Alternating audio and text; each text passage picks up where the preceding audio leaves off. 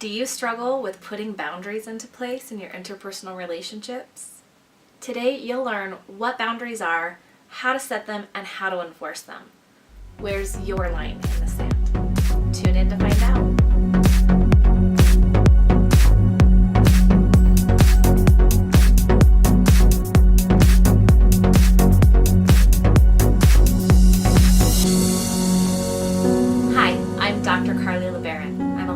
Marriage and family therapist, and I'm here to help you improve your mental, emotional, and relational health so that you can live a more joyful and authentic life.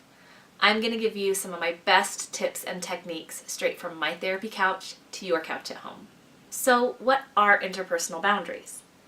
Boundaries are basically the rules that you set for yourself and how you're going to treat others and how you're going to let others treat you. A lot of people incorrectly assume that boundaries are a way that we punish other people, but they're actually just the opposite. Healthy boundaries are a way that we protect relationships that we really value. They're protections that we put into place so that we know that we're going to be treated fairly and respectfully, and so that we can treat others fairly and respectfully too. They show that we really value a relationship and that we want to keep it a healthy and safe place. Good boundaries show that you care, and they're a sign of a healthy and mature individual. So I'm going to use a visual to help illustrate what boundaries are and some really important things that you need to know about boundaries. Congratulations! You're the proud owner of a brand new cow. Now, you value this cow. It means a lot to you for a number of reasons, so you want to protect it. That's where your boundaries are going to come into play. If you don't have any boundaries, your cow doesn't know where it's allowed to be and where it's not allowed to be. So it's going to wander off and end up in places you don't want it to be. Okay, so you wrangle that cow back and you put up a few boundaries. Not too specific, not very many of them, but they're there. But still, without enough structure, the cow wanders and things happen that you don't like. Fine, we're gonna get this right this time. You put up tight, well-defined boundaries with very little wiggle room. That cow's not going anywhere. But that doesn't leave any room for the cow to grow or to move. Sorry, I couldn't resist. So the cow is going to kick and kick and kick at those boundaries until it smashes right through them so it can get away. Then what are you supposed to do? Try some structured, clear, well-defined boundaries, but leave enough room for the cow to move comfortably. There! See, the cow might test the fences periodically, but so long as those boundaries are strong, clear, and consistently enforced, that cow is happy and safe. Now I know what you're thinking. People are not cows, but that's not what the cow in this story represents. The cow is the relationship. When you don't have enough boundaries, the relationship wanders. It feels unstructured and you don't know what the expectations are for one another. With no boundaries, we wind up putting up with a lot of different kinds of behavior, and some of that behavior isn't going to be good or healthy. Bad things can happen inside the relationship with poor boundaries, and bad things can come from outside the relationship and come in and affect the relationship without good boundaries. With too few boundaries, pretty much the same thing is going to happen when you don't have enough boundaries at all. But if you put up boundaries that are much too tight and too rigid and too controlling, you might damage the relationship and send the other person running for the hills. We also have the tendency to create unhealthy codependent patterns in our relationships if the boundaries are too strict, rigid, or controlling. But having clear, well-defined, and flexible boundaries, that relationship is going to thrive. But how do you even know what boundaries to set? I recommend starting with a personal Bill of Rights. If you haven't watched my video already on what the personal Bill of Rights is, I'm going to link it in the description below. That way, after you watch this video, you can go check it out so that you can start customizing your own interpersonal boundaries. If you don't know what you deserve from interpersonal relationships, then it's really hard to set boundaries that are going to stick. So the first thing I want you to do so that you can start thinking about some of the boundaries that you want to set in your life is to think of a time when you got angry in a relationship. Anger is a really important emotion. It signals to us that something is happening that we don't like. It can be a really great signal system or a warning system that someone is violating your boundaries. So think of a scenario. It could have happened recently or something that happened in the past that still bothers you today. One issue that really bothers people is being interrupted when they speak, or people being late, or someone walking into your room without asking, someone taking something of yours without asking, someone always choosing where to eat without consulting you, or someone asking you for favors too often. In the situation that you've thought of, or one of the examples that I just gave you, I'm going to ask you to walk through a couple of steps. Step 1, identify the behavior that you didn't like.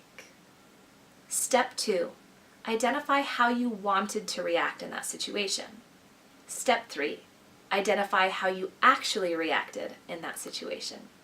Step 4, identify how you would have changed how you reacted in that situation so that you would have had a different outcome. Step 5, identify how you would communicate to the other person in that situation, how you wanted things to be different in the future. Here's a real-world example so that you can see what this looks like in action. Ken interrupts Ashlyn while she is speaking. Ken interrupts Ashlyn a lot. They work together and they have to go to meetings pretty much every day. When Ken interrupts Ashlyn, she feels angry and disrespected. She believes that she deserves to be respected in her relationships. It's in her personal Bill of Rights. The behavior she didn't like was being interrupted. That's step 1. Step 2, she wanted to interrupt him back, but knew it would create an unending cycle of interruptions, so she didn't. Step 3, instead, she bit her tongue and seethed in anger.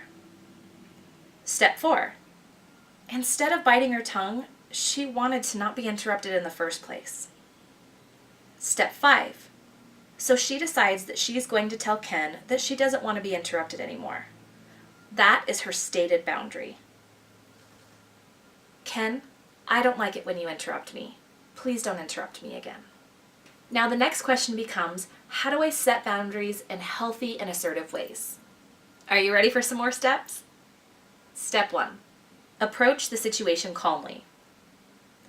Step 2, identify the problem using assertive language and I statements. For example, Ken, you interrupted me a moment ago and I felt upset. Step 3, set the boundary. Please don't interrupt me when I'm speaking. Step 4, listen for feedback and discuss issues, but stand firm by your boundary.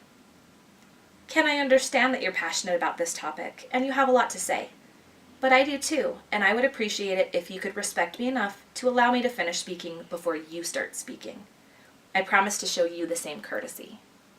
Alright, now that you have a quick idea of how to set boundaries, I'm going to tell you a little bit about how to enforce these boundaries. First, you have to understand that enforcing boundaries sometimes means consequences to those boundary violations. And there are a couple of different kinds of consequences. Primary consequences are things that naturally happen as a result of the behavior. Some examples of primary consequences are a loss of trust, or a loss of respect, or feeling like you don't want to spend time with that person anymore. Now, secondary consequences are consequences that we have to put into play ourselves to reinforce a primary consequence if that primary consequence isn't enough to get that person to change their behavior. So some examples of enforceable secondary consequences are limiting the amount of time that you spend with that person, or not taking their phone calls as often, or moving away from that relationship and into healthier and more respectful relationships. The most important part of a consequence is you have to pick a consequence that is enforceable and one that you are willing to enforce. If you don't pick a consequence that is under your control and that you're willing to follow through with, it's not enforcing the boundary.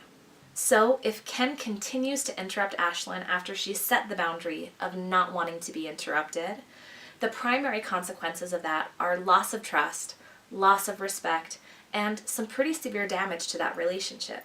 So if Ken continues to violate that boundary, even though those primary consequences are in play, Ashlyn might have to enforce that boundary using some secondary consequences.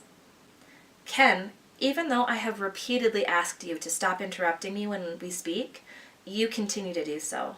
You know it bothers me, but you refuse to stop. From now on, if you interrupt me while I'm speaking, I will end the conversation. We can continue the conversation when you're ready to respect my request to stop interrupting me. Then Ashlyn has to enforce that boundary by implementing the consequence of actually ending the conversation if Ken interrupts her again.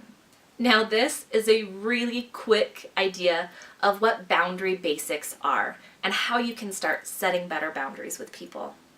I spend a lot of time in session with my clients that are working on this issue, working through role plays and practicing these new and healthy behaviors. It can take some time to get the hang of them, but keep practicing. Find somebody in your life that is safe and healthy and practice some of these common issues in your life. It will give you the confidence that you need, and the repetition helps you get more used to being assertive and to set and enforce healthy boundaries. If you don't have any safe or healthy people in your life, don't be afraid to seek out a licensed professional, someone to help you work through this process in a safe and reliable environment so that you can become a healthier and more assertive person. Thank you so much for watching. If you liked what you saw today and what you learned, please don't be afraid to hit that like button and then subscribe to my channel. I'm happy to bring you new and improved ways of improving your mental, emotional, and relational health using tips and techniques straight from my therapy couch to your couch at home. And until I see you again, have an amazing and well-boundaried day.